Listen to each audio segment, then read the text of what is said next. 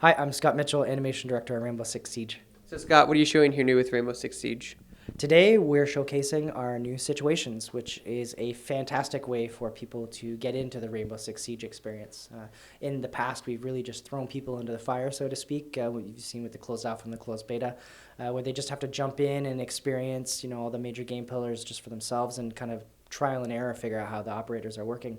But with the situations, it's an easier way to get in and a little more relaxed way to get in before you jump into, say, a multiplayer match. So how valuable has the closed beta feedback been since you closed it? Since people started playing it? The closed beta has been a success for us in that it really helped us stress test our systems, specifically in terms of matchmaking, which has been a pretty hot topic. So patches were going out live, bug fixes were happening live, and it really helped solidify our decision to make sure that we have a long-term plan in place to make sure that things are constantly being balanced, and it's just not just when the game ships that it's over, that we're continually supporting the game, listening to community feedback, and aware of what's going on. You guys have a lot of classes in the game for attackers and defenders. What goes into balancing so many different classes with so many unique abilities? It's very difficult for the team to balance properly 20 different operators. I mean, with all their own unique gadgets, they all play off of one another. You'll have an attacker that has on the other side, you'll have a defender that has a device that can counter that. But then you've got all of them together and all the different combinations. It makes it quite tough to balance that. We've taken a lot of feedback from fans. Operators that were too overpowered. Ashe was too OP at the start, so we toned her down. Point men are being called out as too OP, so we've done a lot of things already to kind of try and tweak that. So the community feedback has been insane, but yeah, balancing operators has been a tough one. This game kind of really begs eSports. Did you guys design that with that in mind, or do you guys have plans to make this an esport game? So from the get-go, our focus has been multiplayer. And co-op and bringing the game back to traditional Rainbow Six roots, which is tactical team play. But if the game does go towards esports, if the players are going to bring us there, then we've already said we're willing to support that. And I think things like the caster cam, the spectator cam, really show that we're willing to integrate some tools into the game to help that. Yeah, talk about the spectator cam, because that's something you announced today. So the spectator cam is actually another way for players to ease into the experience where you can add somebody else in onto your team. They can't actually communicate with the rest of the team, but they have access to all the cameras.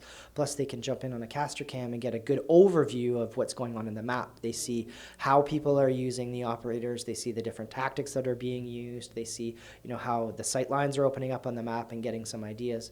And in terms of esports, it's great for say a coach to go in and analyze how their team and another team are playing a match and then offer up advice to the team afterwards.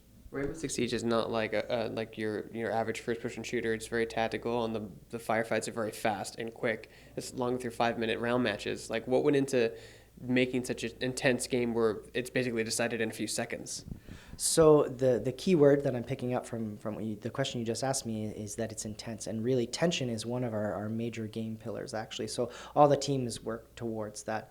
We wanted to be different, and a good way of doing that was to make sure that all the objectives are indoors. So it's really tight. It's in all enclosed spaces. You do get a good variety. You get some buildings that are a little taller, a little wider open, but then you get really tight environments like the plain. So you do get a good variety. You also get day and night, which changes things up.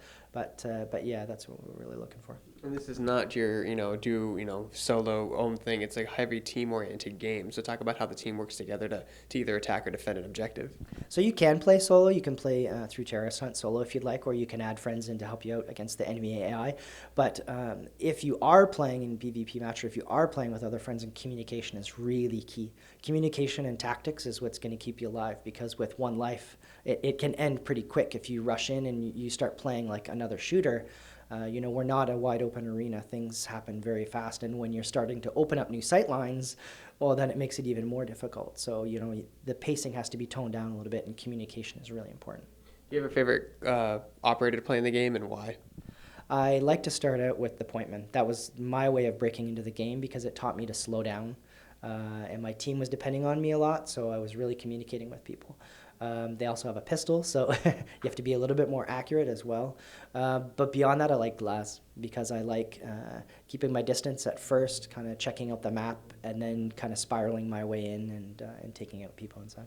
So what goes into some of the level design? Because at a glance, it looks like a very simple level with like a house, but then you get inside the house and there's three levels. There's breakable walls, breakable windows, breakable ceilings, floors. So pretty much anything that's not part of the supporting structure of a level can be destroyed.